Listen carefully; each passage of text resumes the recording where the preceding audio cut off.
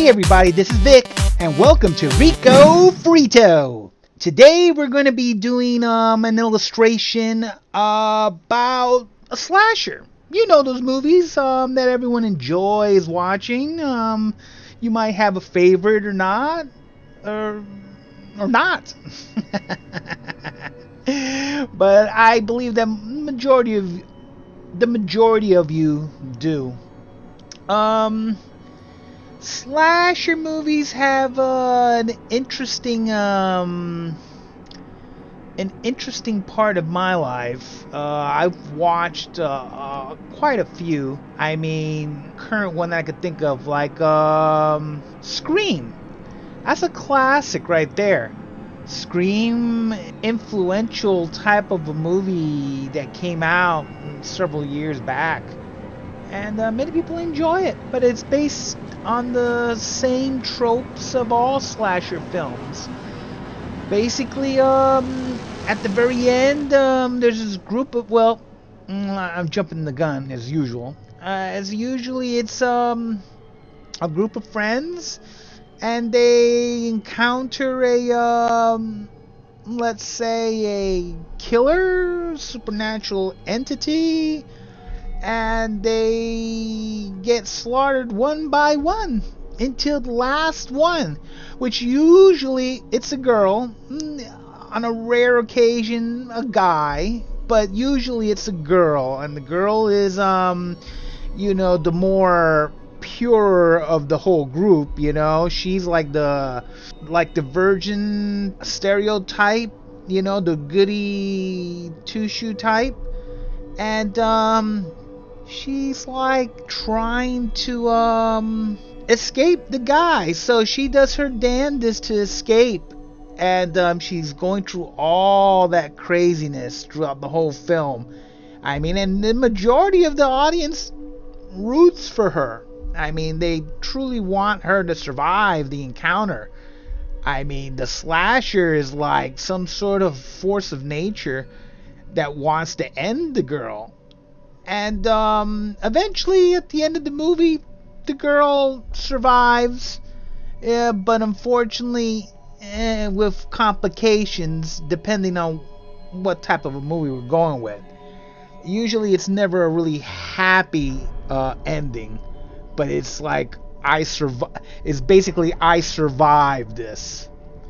So my concept here was to do something like that. Like you would see, like in the movie, this girl, she was escaping the killer.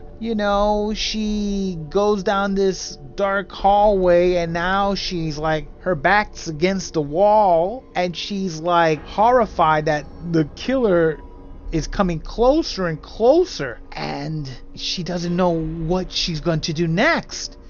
Will she continue to run, hide somewhere else, or confront the killer and try to stop him? Does she have something in hand that she might be able to attack him with? There are different ways to go about it. I mean, slasher films are, an interesting genre of film that there's been, like I told you before, there was Scream. Another slasher film is the Halloween movie with Michael Myers in it, and even Nightmare on Elm Street with Freddy Krueger. He's basically like a slasher, but with those last two were of a supernatural bent. I think the majority of them have become more supernatural. Those are the more popular ones, unlike Scream, in which it wasn't. It was basically a guy, getting revenge, or whatever. The Scooby-Doo twist that Scream had, It's fascinating. I like it. I like them, and they all have to have some sort of blade.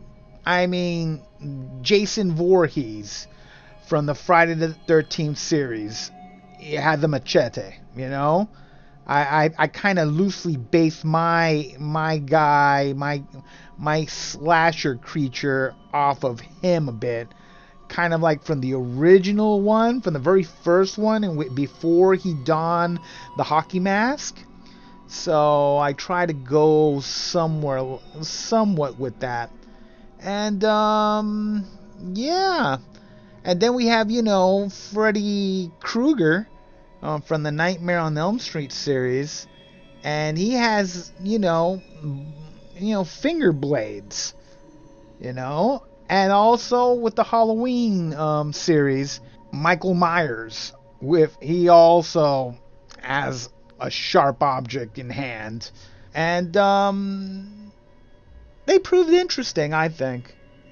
Other than that, this is basically my interpretation of a, like a scene from a movie captured, and as you can tell, I'm using Clip Studio Paint to do my illustrations and coloring.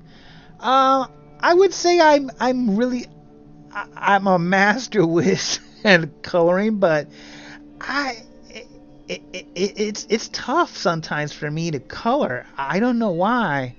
Um, I have to figure out an easier way. I'm always learning, I'm not gonna BS you and say, oh, I'm a master artist. I learn all the time. I learn from others, just like you should too. I mean, art is a learning process. It's a lifelong learning process. You're always going to learn from somebody else. There are not that many, like, when you see a master illustrator, he's honed his craft to the upteenth level. But the majority of the people, Joe Schmoes just like you and me, almost anyone can learn how to do this. Meaning how to illustrate. You just have to put the time and effort into it. It's as simple as that. And I feel as though everyone has some sort of art in them that they can do.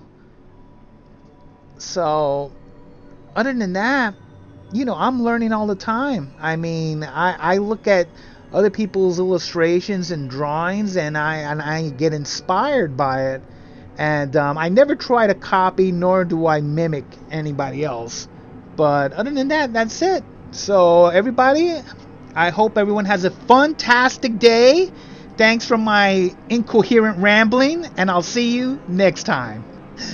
Bye.